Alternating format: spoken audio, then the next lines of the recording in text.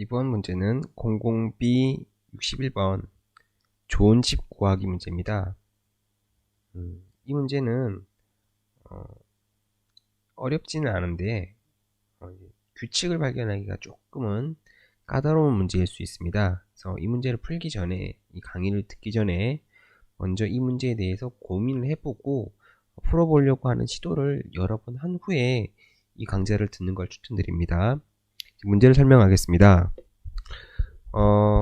지금 이제 이 좋은 집의 조건에 대해서 지금 나오는데, 이 좋은 집의 조건이 여러 개의 집이 있다고 했을 때 일렬로 이런 집이 좋은 집이라는 것은 비어있는 집이어야 하고, 스티브라는 사람이 선택한 집은 바로 옆집에 이웃이 살고 있어야 된다는 조건입니다. 자, 그래서 예를 들어서 6개의 집이 일렬로 이렇게 나열되어 있다고 가정을 하면 3개의 가구가 살고 있다. 이때 이 조건을 말하면 3개의 집은 비어 있다는 것이죠. 일렬로. 그러면 자, 머릿속으로 떠올려 봅시다. 6개의 집이 있는데, 일렬로 배열되어 있는데, 이 중에 3개의 집이 지금 이웃이 살고 있다는 얘기입니다. 그럼 나머지 3집은 비어있는 곳이죠. 그러면 스티브는 이 비어있는 집을 골라서 들어가는데, 이 좋은 집에 들어가고 싶은 것이죠.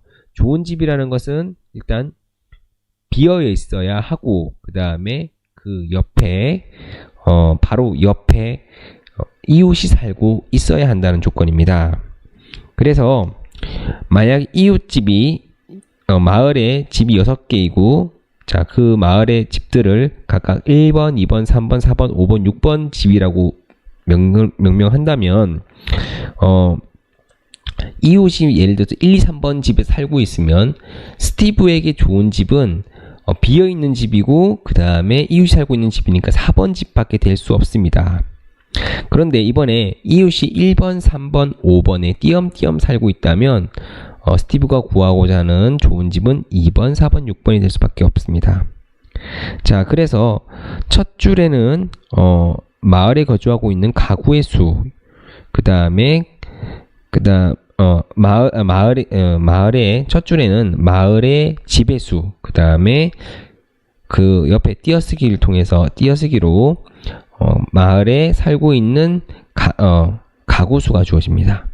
그래서 일단 총 마을의 그 집의 개수는 10의 구성 1억 개 정도 주어진다고 생각하시면 되고요. 이제 이때 스티브가 사고자 하는 좋은 집의 최소 개수와 최대 개수를 출력하라는 얘기입니다.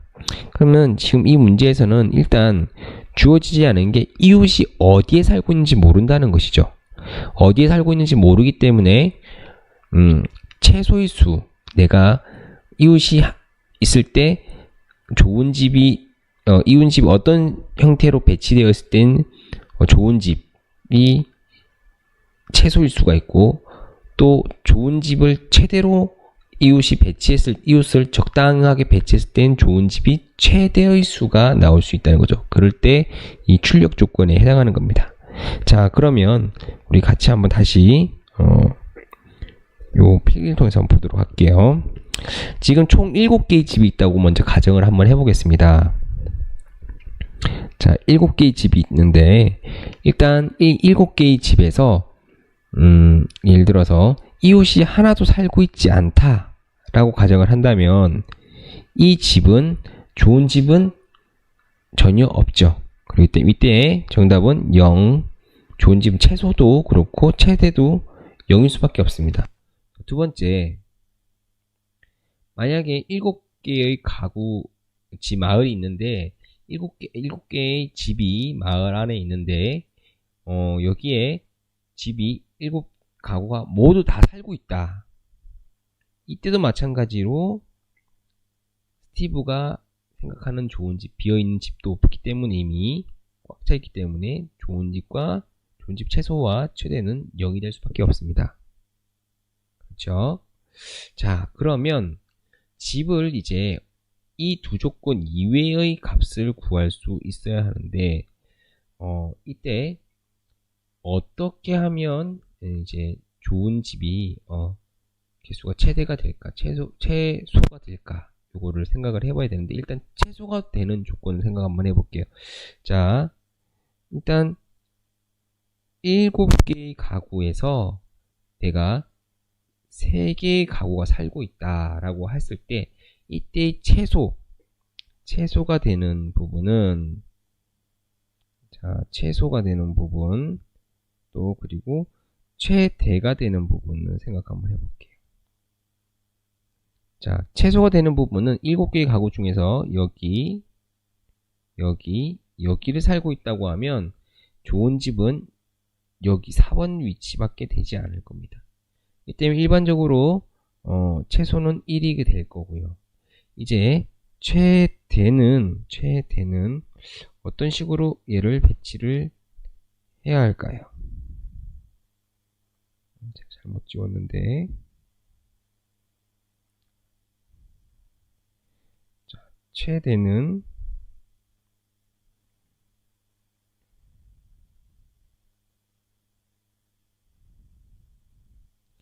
자, 이제 최대의 경우에는 밑에다가 써야 되겠네요. 지워져서. 자, 최대 같은 경우는 집을 내가 이웃이 여기 살고 있을 때, 그 다음에 그러면 1번과 3번은 일단 좋은 집이 조건이 되고요. 그럼 이번에 배치할 때는 여기를 배치한다고 하면 좋은 집은 여기입니다. 마지막으로 집이 한 칸 더 남죠? 가구가 살고 있는 가구를 지금 제가 체크 표시를 둔 거예요. 마지막 살고 있는 집을 이런 식으로 둔다고 하면 또 이 이외에 또 있겠지만, 제가 봤을 때 이 현재 상황에서는 좋은 집의 최대 수는 4개일 수밖에 없습니다. 4개. 네. 자, 그러면 지금 현재 다시 한번 다른 조건으로 한번 만들어 볼게요.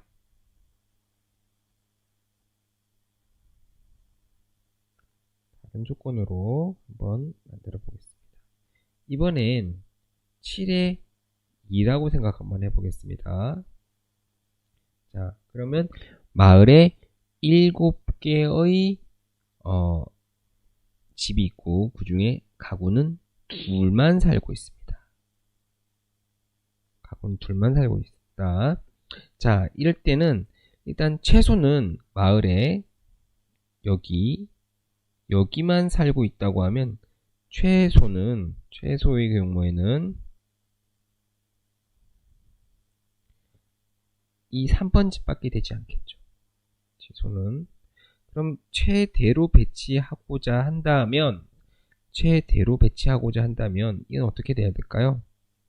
자, 최대로 배치를 내가 하고자 한다면 1번에다가 이웃이 살고 있는 게 아니라 2번에 산다고 하면 1번과 3번이 이웃이 되겠죠. 좋은 집이 되겠죠. 자, 그 다음에 4번에 배치하는 게 아니라 이웃을 5번에 배치한다면 여기가 또 좋은 집의 조건이 될 겁니다. 결과적으로 여기는 총 최대는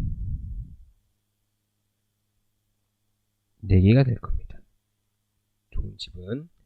자, 이런 것들을 봤을 때 지금 두 수, 여기를 A라고 하고 여기를 B라고 한다면 두 수의 관계에 따라서 좋은 집의 수가 차이가 난다는 걸 파악하실 수 있는데, 좀 더 귀납적으로 여러 사례를 가지고 한번 시도를 해보시면 규칙이 나올 수가 있습니다. 제가 발견한 규칙은 먼저 이러한 규칙입니다. 이 A, 마을의 수가 마을이 가지고 있는 집의 수에서 B, 살고 있는 이웃의 수가 곱하기, 여기다 한번 써보도록 하겠습니다. A가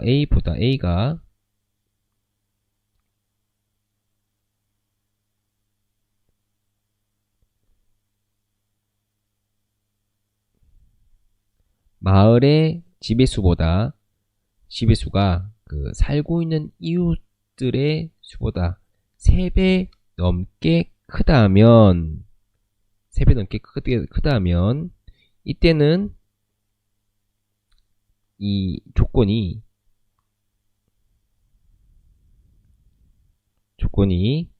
이 경우에는 최소는 어차피 하나가 될 수밖에 없고요. 최대는 빈 공간이 많이 남기 때문에 아까 지금 여기에서 한 집에 이웃이 살고 있는 집에 공간에 2개씩 잡아먹을 수 있거든요. 좋은 집이. 그렇기 때문에 최대는 b 곱하기 2가 됩니다. 그런데 이 경우가 아니게 되면 다시 말해서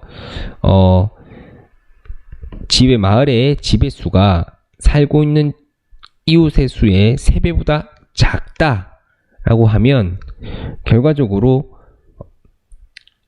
이 마을의 집의 수에다가 살고 있는 이웃의 수를 빼면 그 해당하는 수가 나오게 됩니다. 자, 그러면 지금 한번 볼까요? 자, 3번의 경우에는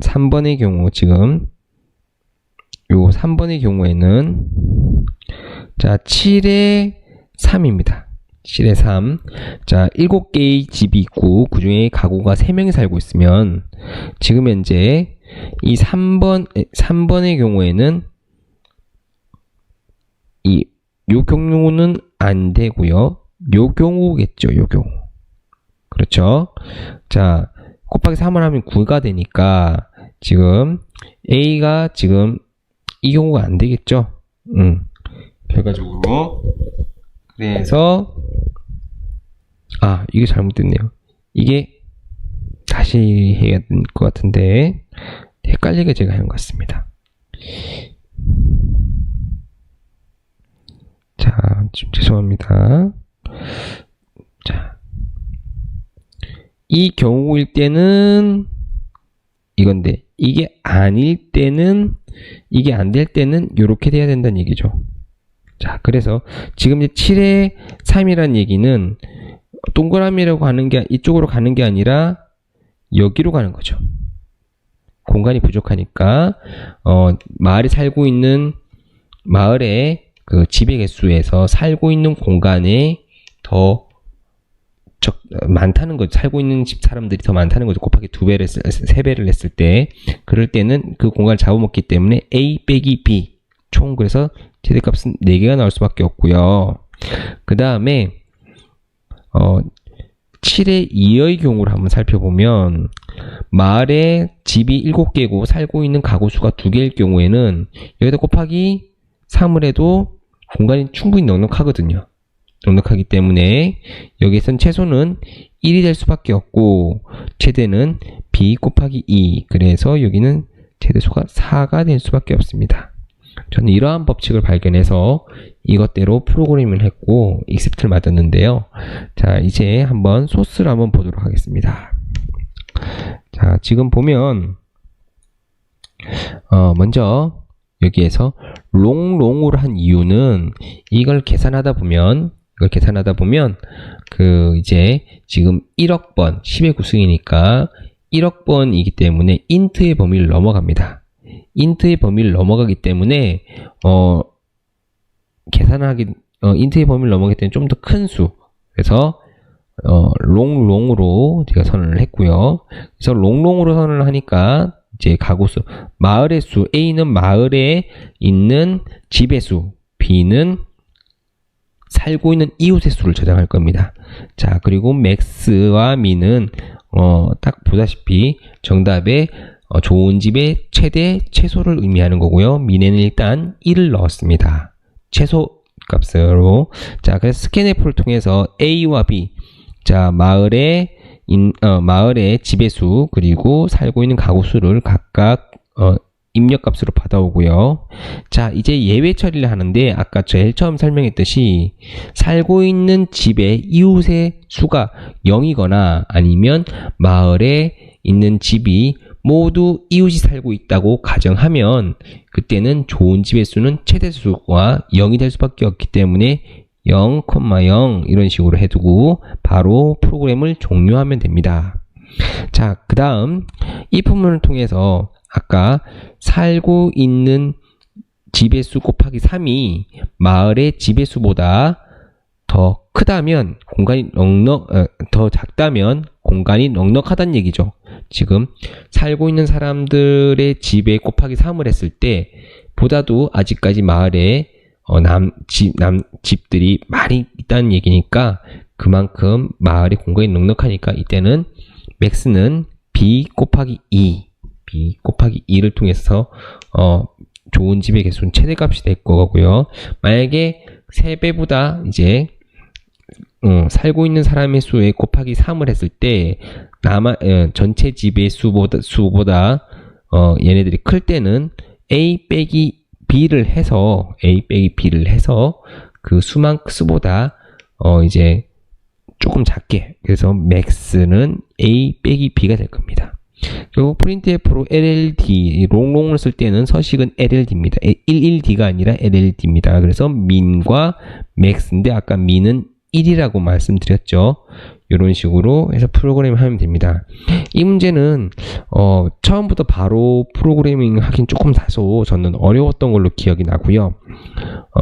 좀 더 기납적으로 여러 사례들을 가지고 계속 테스트 해보면서 내가 찾은 법칙을 가지고 프로그래밍 하는 그러한 문제입니다. 그래서 좀 논리 추론적인 부분도 있고 수학적인 부분도 있는 문제라서 어떻게 올림피아드로 이런 문제가 나온다면 조금 까다롭지 않을까, 예외 상황도 처리할 부분도 상당히 있고요. 그리고 인트로 저도 처음에 여기다 프로그래밍 하다가 정답이 제대로 나오지 않아서 잠깐 당황하긴 했는데 나중에 이제 롱롱으로 고쳐서 익셉트를 받았습니다. 이러한 점들도 유의하시면 좋을 것 같습니다. 오늘 수업 여기까지 하도록 하겠습니다. 수고하셨습니다.